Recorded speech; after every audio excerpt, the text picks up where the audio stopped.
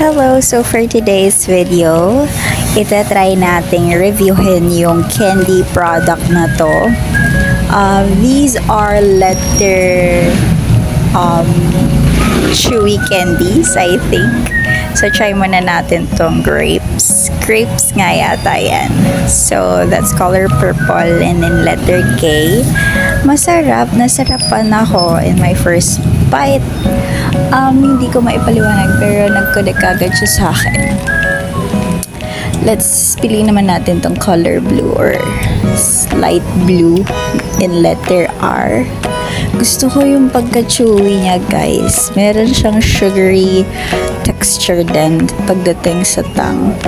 Ayan, medyo ano rin siya, parang goma kapag yan, iniisip ko pa kung anong flavor, pero napagtanto ko it's blueberry flavor and nasarapan din ako. Tinapos ko agad para makapili pa ng ibang flavor, pero napili ko is another purple in letter H.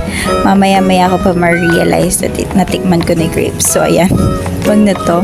Natikman ko na kasi yan kanina. So, pili tayo ng iba pang kulay and iba pang letter. So, it's Q in letter. Etong yellow chewy candy na to. Yellow Q. Tamo, napag-reflect pa niya ako. Hindi ko kasi mapagtanto kung anong flavor niyan. So, tinitignan ko, nilalasahan ko. Hindi ko talaga mag-gets yung lasa. Pero, in a while, ma-realize ko na it's banana flavor. Okay din naman. Okay naman yung... Kaya lang, may in-expect talaga akong kick ng banana. So, ito, color red. May pagka-pinkish, lasang spotchy yan, guys. It's letter D. Actually, D dapat yan. May pagka-pochi yung flavor niyan. Ang sarap din. It brings back memory when I was a child. Ang sarap. Ayan, finish na yata. Pero, hindi pa. Kasi hindi ko pa pala natitikman yung color green. In letter X. So, ayan.